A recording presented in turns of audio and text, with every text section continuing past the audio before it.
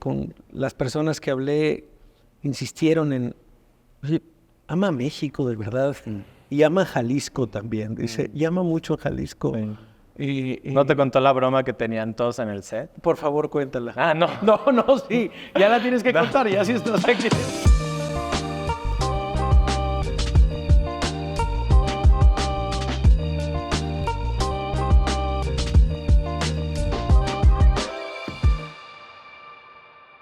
Yo soy Javier Risco, esto es El Extra y el día de hoy vamos a hablar con Isaac Hernández.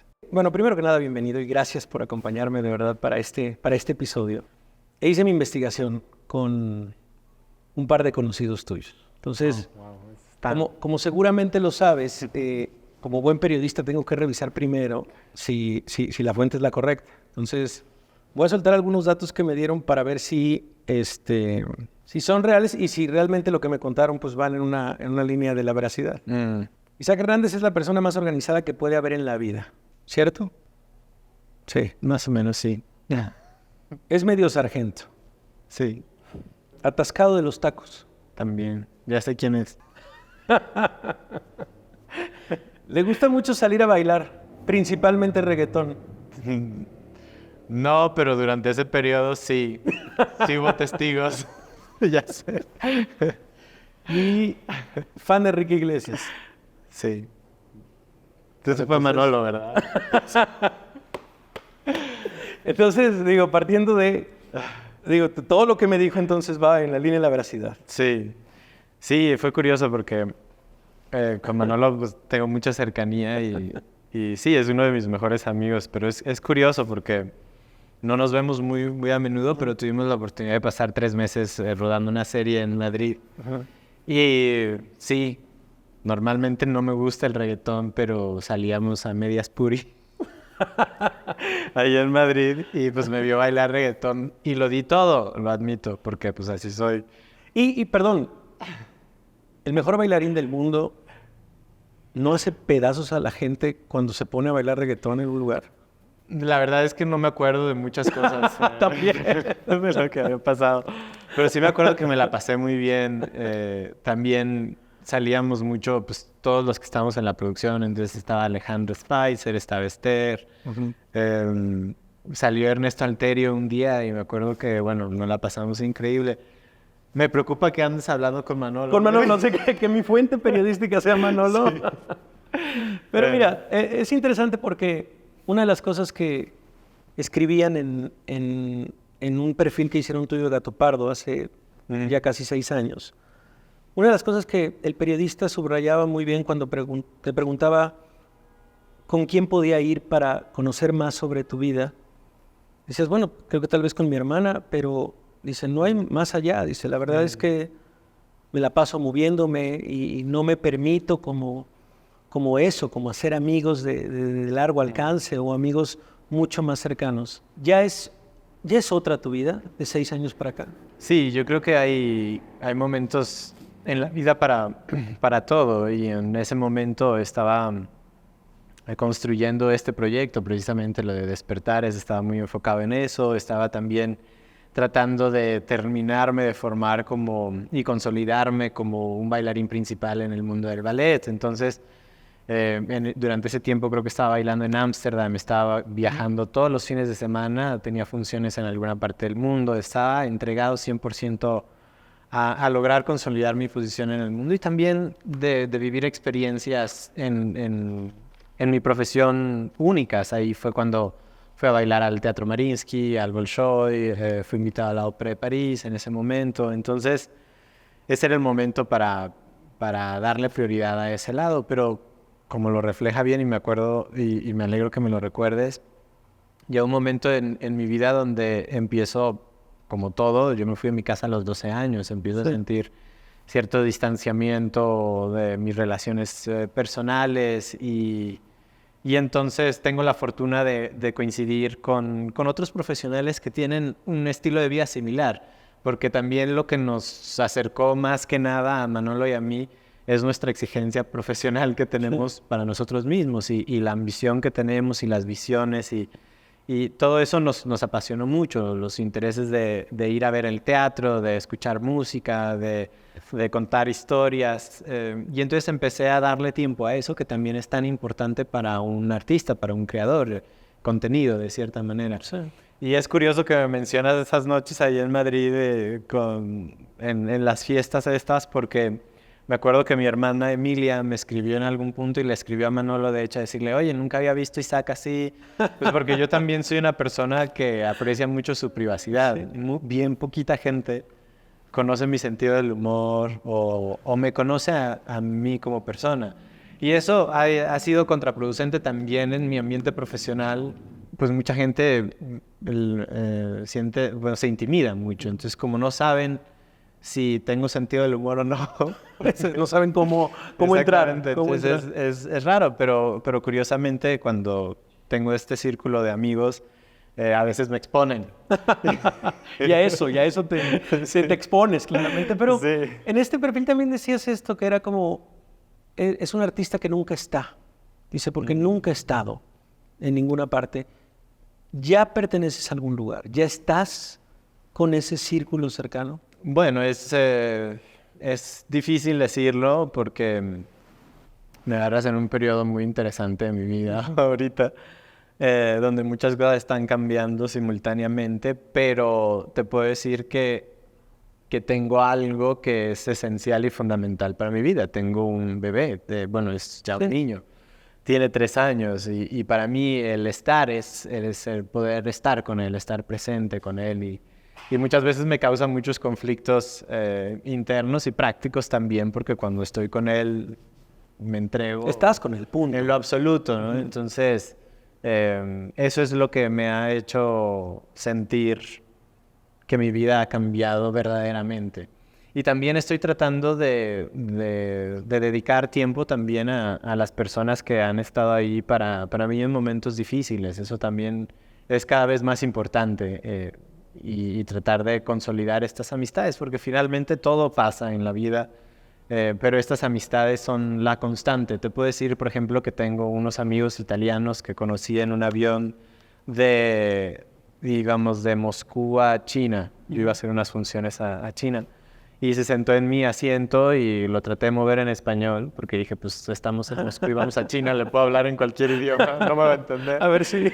Y me contestó en español y nos hemos mantenido en amistad y ahora son de las personas más cercanas que tengo en mi vida. Entonces, afortunadamente ya sé que si en algún momento me tengo que ir a esconder a algún lado a replantearme mi vida, sí, pues probablemente me voy a ir a Venecia a su casa y conocen muy bien a Mateo. Tenemos ese tipo de amistad ahora que me lo ha dado también el tiempo y la edad, también de poder apreciar estos momentos. Hay algo por lo menos en la cabeza de la gente que no sé si Hollywood lo ha puesto ahí, no sé si son estas historias también que de alguna manera nos han llegado, que significa que ser bailarín, dedicarte a la danza, esta arte es gran parte de sufrimiento. O sea, es como ser súper disciplinado, tener cierto peso, tener súper elasticidad, no dejar ni un día, porque si un día lo dejas, no responde igual el cuerpo, etc. ¿Eso es una constante todo el tiempo? ¿Eso es algo que ha puesto Hollywood en la cabeza de la gente? ¿Es gran parte real? ¿Cómo leer eso también? Es curioso porque yo voy a confesar algo aquí que igual Manuel me va a regañar porque me ha regañado desde el primer momento que lo dije. No he visto Black Swan. Claro. No la he visto. Y no la piensas ver tampoco y dices como que, fíjale. Yo soy muy amigo del coreógrafo de Benjamin y la verdad me interesa saberlo, cómo están poniendo mi profesión en una plataforma de tan gran escala. Porque al final de cuentas yo puedo decir lo que yo quiera decir, pero nunca voy a llegar a tener el alcance que tiene la plataforma de Hollywood. Sí, claro. Entonces, sí debería, por eso digo que me van a regañar, porque sí debería de verla. Pero ya sé, más o menos, como que sé qué esperar de ellos. Ya lo han planteado y replanteado millions de veces. Entonces, hay ciertas verdades ahí, porque nosotros en nuestra profesión, como los atletas de alto rendimiento, enfrentas tus limitaciones físicas todos los días. Ajá. Nunca pisas el escenario de la misma manera.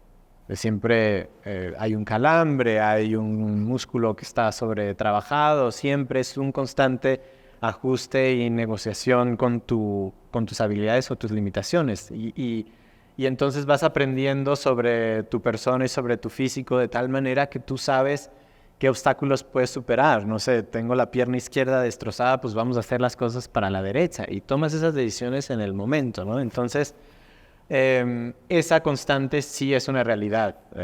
A mí mi papá me entrenó con la idea en la mente de que un día que no tomas clase, te das cuenta tú, el segundo día se da cuenta el maestro y el tercero el público.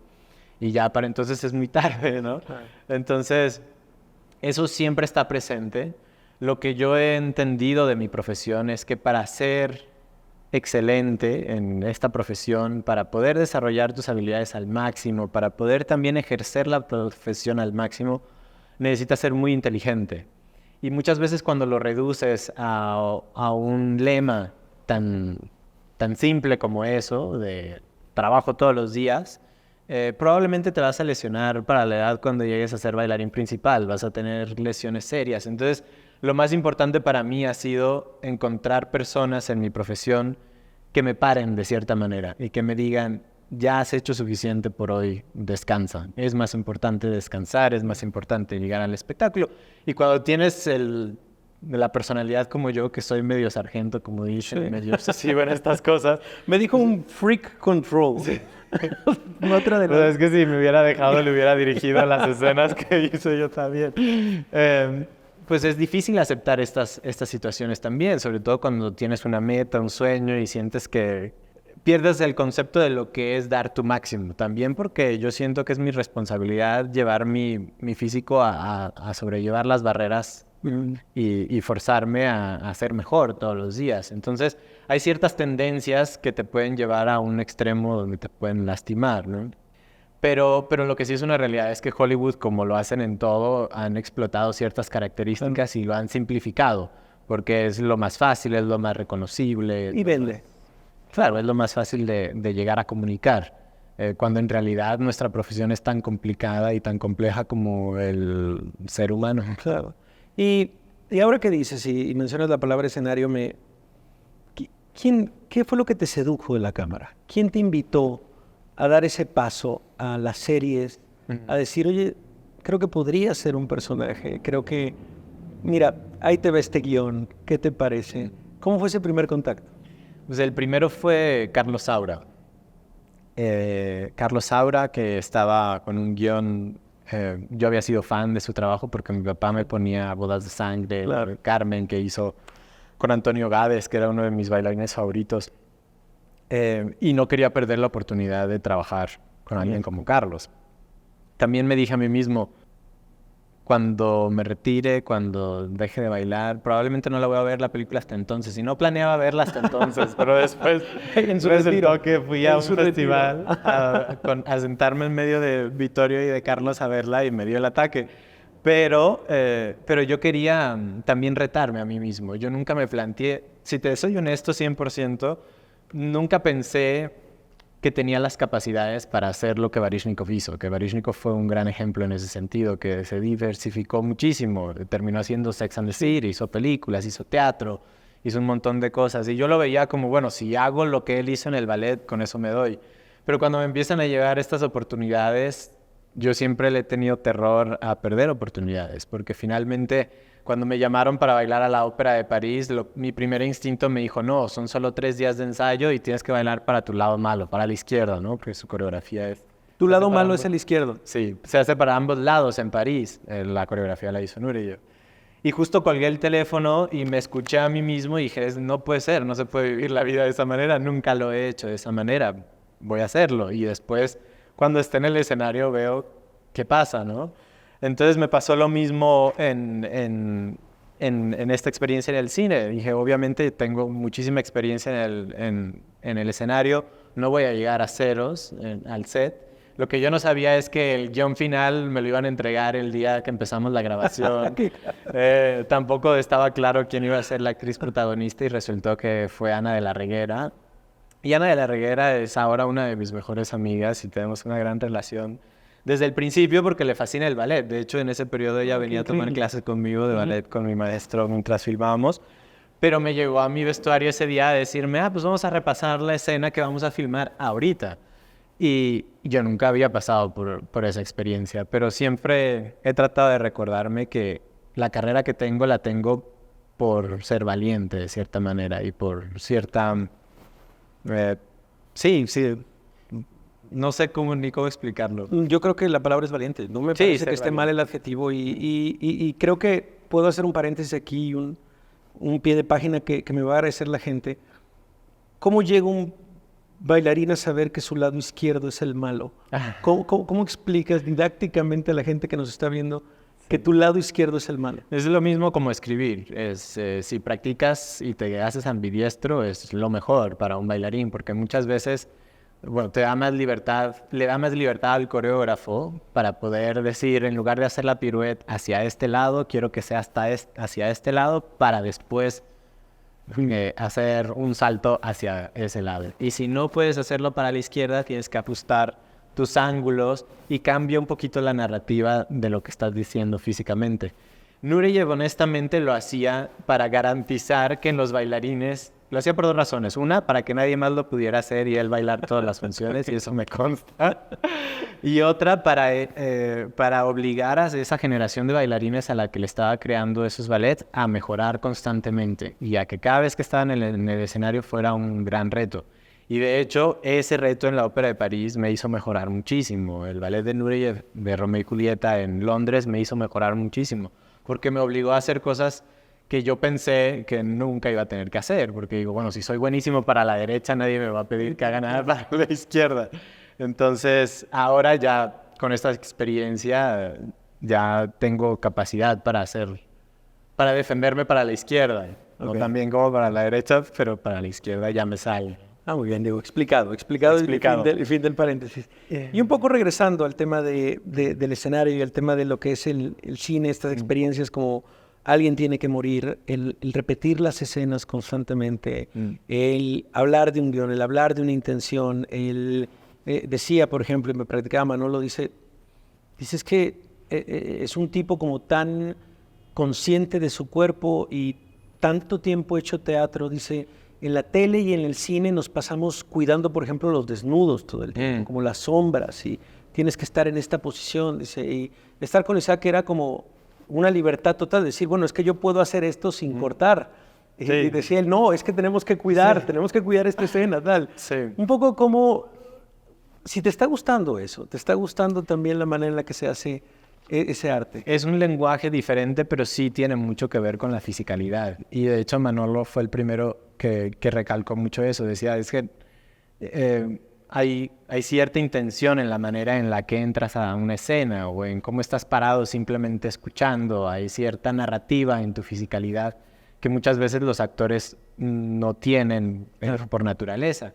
Y yo lo trataba de neutralizar un poquito, que de hecho en el último trabajo que hice ahora con Michelle Franco y Jessica lo hice todavía más para perder un poco el estilo tan definido, clásico, que a veces puedo tener, hacerlo más sutil de cierta manera, pero no perder esa presencia física constantemente. Entonces, esas cosas me fascinan, sobre todo cuando tienes actrices como Cecilia Suárez y Jessica Chastain para hacer esas escenas, o como fue Ana para mi primer proyecto. Ella fue genial porque me relajaba muchísimo, porque me contaba bromas, me permitía también participar de esa manera. Después, cuando llegó a alguien tiene que morir, Manolo juraba y perjuraba que yo le iba a decir que no cuando me mandó el guión. Porque... era un guión complejo, era un personaje complejo, y yo había batallado bastante en la filmación con Carlos y con Vittorio, porque se improvisaba muchísimo. Entonces estaba Manu García Rulfo en la película y le decía, Manolo, te va a decir que no. Te va a decir, no va a pasar. Pero afortunadamente hicimos un proyecto en las Bermudas para Greenpeace juntos, Manolo y yo, y fui con Pedro Alonso. En el mar de los plásticos. Exactamente. Y entonces pudimos pasar una semana filmando juntos, aunque fue algo muy conceptual y eso, pero me dio la oportunidad de poder entender a Manolo como director un poquito más y poder ponernos ya en ese personaje de actor y director y me fascinó. Me encantó poder desarrollar nuestra relación en ese sentido también. Y finalmente cuando llego y me encuentro con Esther, con Ceci, con Carmen y todo esto, pues fue fantástico como artista. Poder ver cómo se construye una escena, poder reinterpretarla de cierta manera. Y tuve la oportunidad de ensayar con Manolo. Claro. En la experiencia anterior no habíamos ensayado nada. Ya después cuando llega el guión de Michel Franco es todavía un poco más extremo y es un poquito más complejo todo. Sobre todo porque tenemos a una actriz como Jessica también que es muy específica, perdón. ¿no? Es una... O sea, qué impresión decir, ella va a ser tu Sí, no. de película. Y en particular porque bueno, yo siempre he sido admirador de su trabajo, pero su precisión técnica es fantástica, etcétera, etcétera. Había mil y un razones para intimidar. Sí. Pero ahí descubrí que verdaderamente me puede dar una satisfacción artística a la interpretación. Entonces, siempre y cuando yo pueda tener una experiencia así, con gente que es excelente en su trabajo, que me tienen confianza, que me dan un lugar también, porque finalmente ella me dio un lugar privilegiado donde yo le podía proponer cosas y Michelle fue fantástico porque se sentaba en una esquina con su pantallita y muchas veces ni la veía y estaba viendo la escena y decía no funciona y llegamos a filmar escenas 3 horas seguidas, 4 horas seguidas, escenas de 5 minutos y seguíamos buscándola y una vez que la encuentras es como si me hubiera salido la función de ballet perfecta, ¿no? Claro. Entonces esa emoción sí la llegué a sentir, entonces es curioso. Lo que no me gusta de esa profesión es la demanda de tiempo que requiere, porque la carrera de bailarín es limitada. Yo tengo 6 años de buen ballet en mi cuerpo. Probablemente más, pero digamos, ese ese es el promedio en la profesión en general. Entonces, en ese sentido, quiero ser consciente también para aprovechar mi mejor momento. El mejor momento de un bailarín es justo donde estoy ahora, donde tienes ya madurez artística, donde tienes el control técnico, y donde puedes también elegir qué tipo de producciones haces. Ya estás ahí en este nivel en el cual dices, ya elijo. Sí, y no solo eso, sino que también tienes acceso a los mejores creadores, a las mejores bailarines, a todo lo mejor de la industria, y es un lugar privilegiado.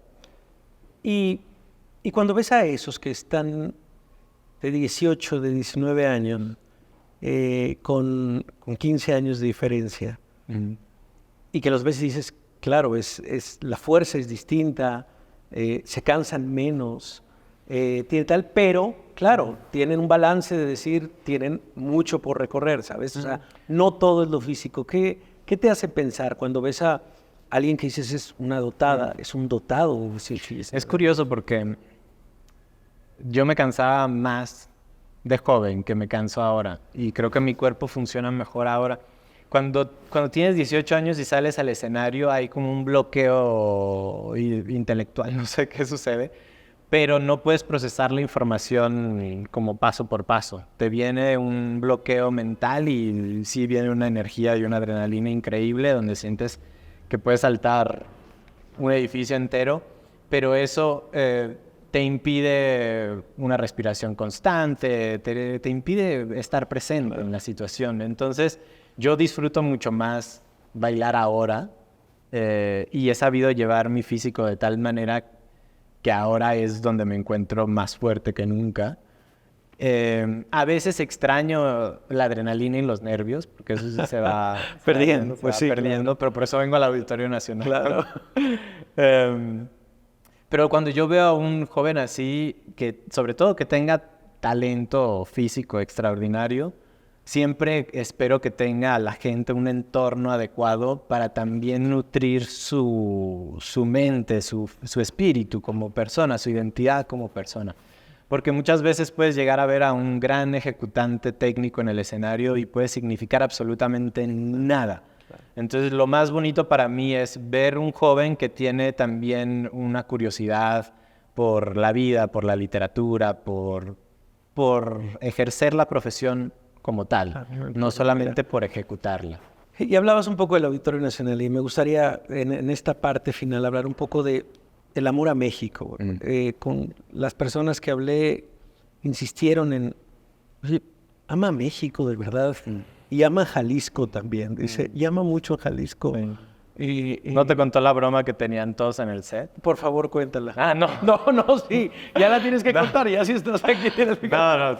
La broma en general, el consenso en general. Y de hecho me volvió a pasar recientemente que todo el mundo me decía, no, cuando seas presidente, como que todo el mundo me veía tono de político y me echaban muchísima carrilla, pero yo creo que se confundían un poquito, porque hoy en día es difícil encontrar una persona joven que te pueda hablar sinceramente y honestamente y te pueda dar ejemplos claros de que ama verdaderamente a su país, de que tiene una cierta responsabilidad presente día con día. ¿Y por qué? ¿De dónde surgió? Yo creo que es una combinación de cosas. Mi padre me la inculcó desde pequeño, no solo por México, pero por ayudar a las personas. Y es por eso que el proyecto siempre ha tenido un lado social muy recalcado y de hecho ha habido años consecutivos donde todo el dinero que yo he podido tener lo he destinado en su totalidad para que proyectos como las becas sean posibles, todos los talleres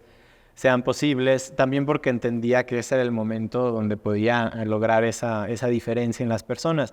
Pero para mí es una constante que está en mi mente porque siento que como seres humanos compartimos una responsabilidad de mejorar la realidad. Creo que eso es lo que nos ha llevado a construir la realidad que vivimos ahora y si no nos gusta y si no nos parece, también es responsabilidad nuestra, ¿no?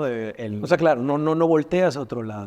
La ves. Y la idea de que le corresponde a alguien más me parece una locura, porque cuando ves históricamente, la historia se ha estructurado por convicciones e ideas de individuos y que han logrado proponer ideas innovadoras que han cambiado el rumbo de la historia de la humanidad. Entonces, con eso en mente, no es que yo pretenda tener una idea que pueda cambiar el rumbo de la humanidad, pero tengo por lo menos la responsabilidad de ejercer mi potencial al máximo para ver qué se puede hacer, qué puedo aportar para ese cambio. Y curiosamente es algo que entre los jóvenes mexicanos no es algo que está presente en sus vidas. Y muchas veces en las que ya a escala internacional es hasta mal visto. Te pueden decir, eres nacionalista, eres proteccionista. Sí, tienes razón. Como la palabra del patriota es... Eso no se puede decir en Estados Unidos, por ejemplo. Yo soy un patriota, eso es como... Sí, tienes razón. Como un extremo incluso. Claro. Mal visto. Y me llamó la atención lo que dijiste, porque dices, bueno, todavía voy al Auditorio Nacional. ¿Por qué te pone nervioso el Auditorio Nacional a estas alturas?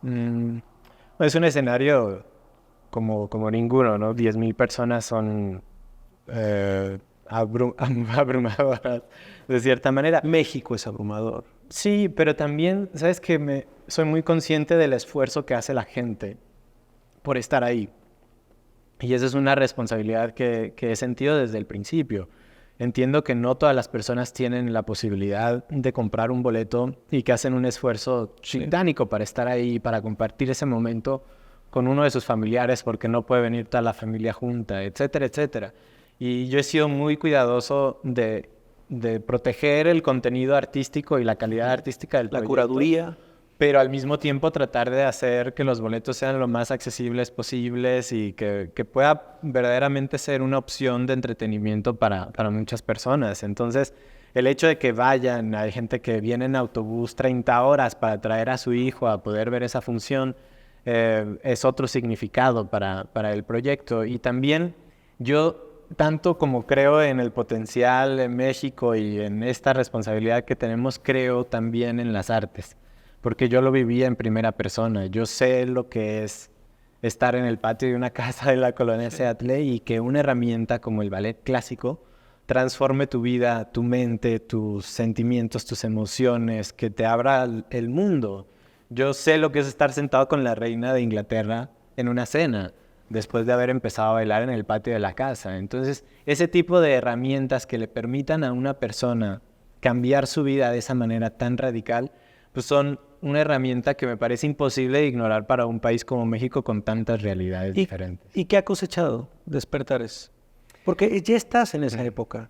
Ya lleva varias ediciones, ya llega esta edición tan importante en agosto. Es 23 de agosto, ¿verdad? 23 de agosto. ¿Qué ha cosechado a lo largo del tiempo? Porque el inicio era como bueno, vamos a tirar esto y vamos a echarle para adelante. Ya ahorita ya es voltear hacia atrás y decir, híjole, se ha formado algo. Sí, eso ha sido muy, muy bonito de estos años, que ahora yo empecé a despertar de cierta manera para traer mi trabajo, acercar mi trabajo al público mexicano, esperando lograr un cambio en la sociedad. Por lo menos que pudiera, suena un poco extremo, pero dignificar la profesión.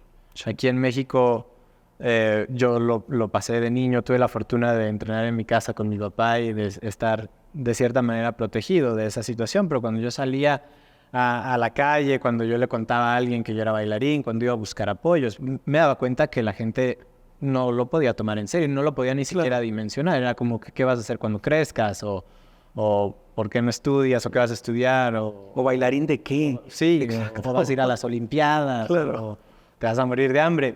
Y tristemente esas cosas las escuchan los jóvenes, pues, de su círculo más cercano, de la abuela, de la tía, del hermano, del papá, de la mamá. Y es algo que era, en mi punto de vista, muy destructivo, porque finalmente terminas con un montón de gente que tiene esta pasión, estos gustos, esta sensibilidad también, que puede ser una gran herramienta para la sociedad, pero que terminan enojados, frustrados, haciendo algo que no les gusta porque todo su entorno se los impidió, ¿no? Entonces yo creo que Despertares sí ha logrado un cambio en ese sentido, porque en parte gracias al apoyo que he recibido también de los medios de comunicación de contar mi historia, porque hoy en día, y me consta de varias maneras, pero ya los padres de familia ahora ya dicen, ok, pues hay un cierto ejemplo, Claro. Puedes vivir una vida digna a través del arte, claro. puedes ser un agente de cambio importante para la sociedad si haces las cosas bien. Y a mí me gusta mucho la idea de que cada vez haya más gente haciendo lo que les gusta y les apasiona.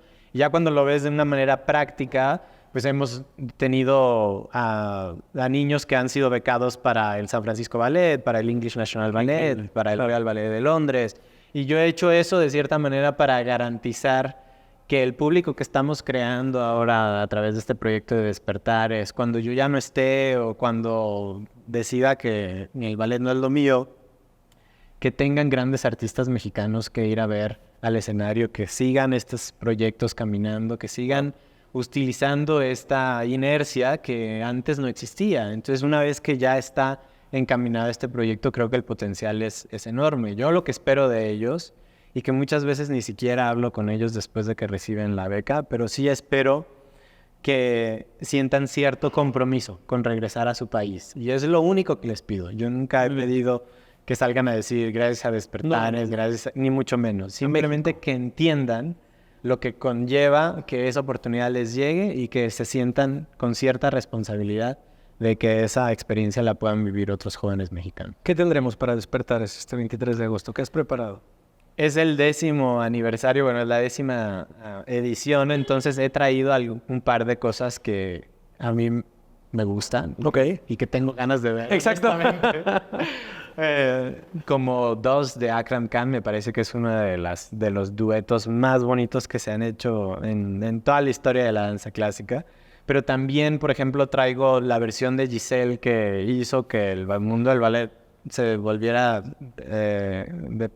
¿cómo se dice? Que se pusiera de cabeza, con una producción con diseños de Tim Jeep. La música se basaron en el original, pero la recompuso un compositor italiano. No se ha visto un fragmento de esa pieza. Justo antes de la pandemia iba a traer a todo el English National Ballet a presentarlo. Entonces me quedé con las ganas. Traigo un fragmento de esa Giselle y lo comparo también. No lo comparo, pero le ofrezco al público también la versión más clásica presentada por las estrellas de la Ópera de París de Londres, de la Ópera de París de Francia. Y les doy la oportunidad de que vean lo que se hizo hace más de 200 años y lo comparen con lo que estamos interpretando hoy en día en relación a esa historia. Entonces, así está lleno el programa de pequeñas sorpresas. Todo es único e irrepetible, que es lo que me cuesta tanto dinero. Claro, hacer, porque finalmente trato de que artistas colaboren que normalmente no colaboran, de que Michelle Dorrance... Sí, un Dream Team. Sí, traes al Dream Team y de algo que quieres ver. Y bueno, para cerrar, de verdad estamos rodeados por acá de Porsche. Vamos a ver si Se les pierden las llaves, si logramos que se les pierdan las llaves. Pero un poco también, pues eres embajador de la marca y un poco qué ha significado también esto, el estar en esta familia. Bueno, para mí es la excelencia, es lo que es el eje conductor de mi vida, ¿no? Yo aprecio muchísimo el trabajo, el querer hacer las cosas bien y creo que eso fue lo que me vinculó directamente con la marca. Cuando conocí al presidente de la empresa, cuando conozco el trabajo que hacen para que cada uno de sus coches sea excelente en todos los ámbitos. Porque aparte te gustan los coches, o sea, sí es otro. Sí, Bueno, voy a parar aquí porque después ya son 30 minutos de pláticas de 8. Pero te gustan, o sea, sí. Es que ese es otro tema. En realidad, yo me vinculo a proyectos y a marcas que me gustan a mí. Entonces, lo de Porsche fue algo que sucedió de manera natural. Me gusta muchísimo también que se comprometieron con los proyectos que hago en México. Y finalmente, para mí eso es importantísimo porque eso me deja saber que la marca va más allá de las necesidades que tiene como marca. Más allá de buscar un embajador, buscan proyectos que tengan Crecer impacto con el social, embajador, exactamente, y que me permitan también hacer llegar estas oportunidades a la juventud mexicana y todo eso tiene muchísimo valor para mí. Bueno, pues o sea que disfruté muchísimo esta plática y te agradezco tu tiempo, te agradezco también este amor a México. Lo que traes es un espectáculo que no me voy a perder. Voy a llevar a mi hijo, a mi hija también, aunque está un poco chiquita, pero estoy seguro que se va a acordar. Pero de verdad disfruté mucho tener esta plática contigo, te agradezco infinitamente y por acá nos vemos en agosto. Gracias, un placer. Gracias, Isaac. Bueno, yo soy Javier Risco, esto fue El Extra.